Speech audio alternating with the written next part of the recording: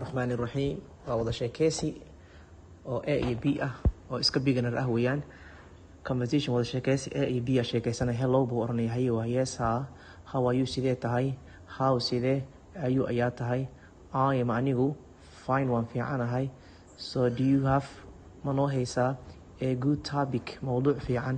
do you adigu have ma noo haysaa a good fiican topic mawduuc today maanta to discuss aan ka doodno no maya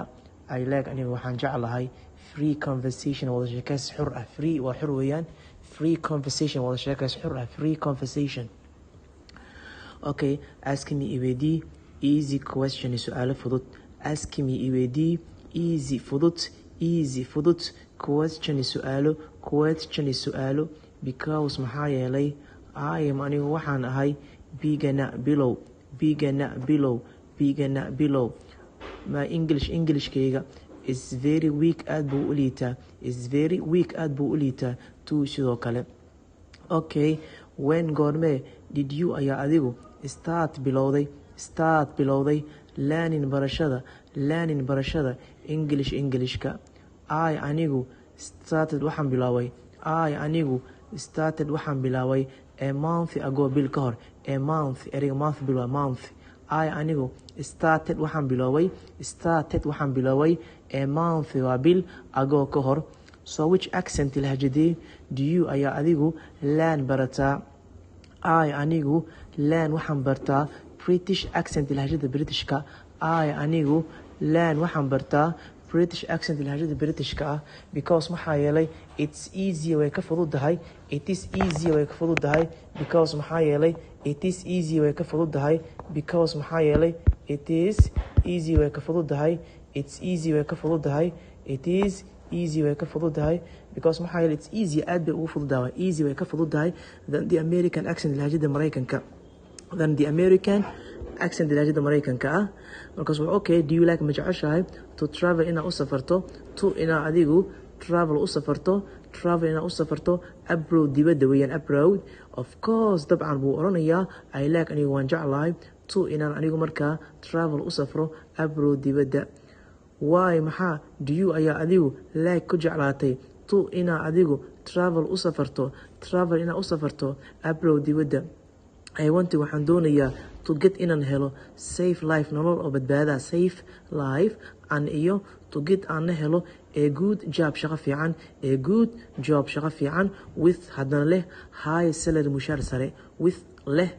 high sare weeyaan salary mushaar weeyaan salary do you like ma jeceshaa adiga to receive inaa hesho ama qaadato welfare ceerta waa lacagta ceerta welfare lacagta ceerta oo dadka la siiyo oo dawladda ay saala welfare ceer do you adigu like ma jeceshahay to receive inaa hesho ama inaa qaadato welfare ceer no maya I like aniga waxaan jeclahay to be inaa naqdo wage earner xoogsade muruqiis maale wage earner waa muruqiis maashe wage earner xoogsade and to earn inaa markaa ku xoogsado to earn inaan ku xoogsado money lacag with my sweet dhididkayga to earn inaan ku xoogsado ayn waa xoogsasho waa inaan ku kasbado money lacag with aan ku kasbado my sweet dhididkayga my sweet waa dhidid waa sweet so which country wadankee is your favorite ayuu dooqaaga yahay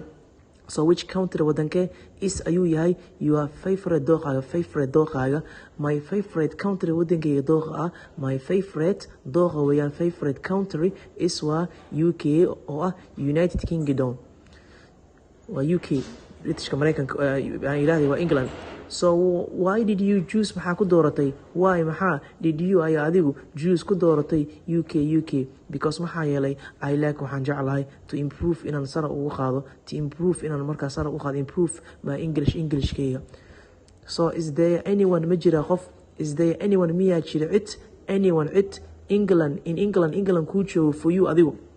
is there anyone in England for you cid miyaa ku jirta Ingiriiska weeyaan is there anyone cid miyaa markaasi in England for you ku jira adiga is there anyone cid miyaa markaasi in England Ingiriiska for you adiga ku jiro is there anyone cid miyaa markaasi in England Ingiriiska for you adiga ku jiro yes some qaar of kamid ah my cousins in adeeradeyda some of qaar kamid ah my cousins in adeer waa cousins in adeer waa cousins some of qaar kamid ah my cousins ilma adeerada aan cousins my half siblings an iyo my half siblings an iyo my half siblings an iyo my half siblings waxa la walaalaha isla dhalateen isku hooy aatiin ama isku aaba Allah my half eriga half waxa waay isku hooyatiin ama isku aabo waaye isku aabmatiin laakiin ama isku hooyatiin dhanka hooyada ama dhanka aaba my half siblings walaalahayga aan isku aabahana ama isku hooyanahay my half siblings half alo dhawaqa half siblings walaalahayga marka isku hooya ama isku aabaha aanahay ayaa marka ayaa ii jira England ayaa ii jiraan do they send you muku soo diraan do they me ayagu do they ayaga waaye send you muku soo diraan money lacag muku soo diraan from England ma kaaga soo diraan no they don't send me ima soo diraan money lacag but laakiin they send waxay u soo diraan money lacag to waxay u soo diraan parents waalidiinta to parents waalidiinta u soo diraan to parents hadaart waxaa dhigi kartaa my ku darsan kartaa to dhigi kartaa to my parents waalidiinta ay soo diraan to my parents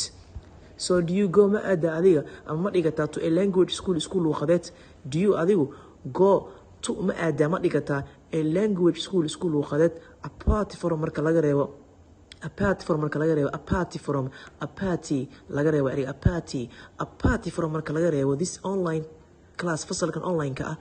no maya I don't go ani ma dhigto to a language school markaas oo luqadeed why so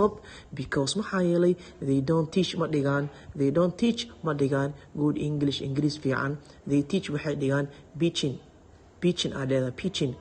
pitching oo ama broken English jajab they teach waxay dhigaan pitching or broken jajab waa labadaba ereyga pitching waa dhigi kartaa broken waa qaadan kartaa pitching or broken English jajab ay markaa dhigaan aaday amatrish bucbuc miya ayaga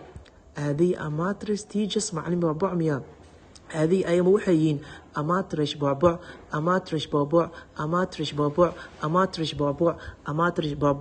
teachers macallin bucbuc amatrish teachers yes they are ayaga inept bucbuc waa erigan labadu waa qaadan kartaa yes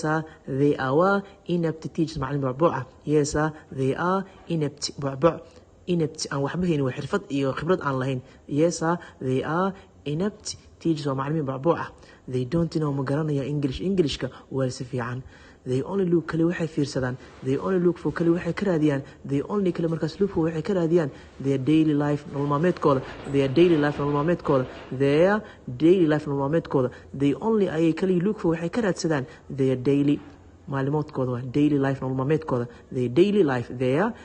nolol maalmeedkooda from teaching barida ama dhigida weeyaan. That's all my lesson for tonight inshallah.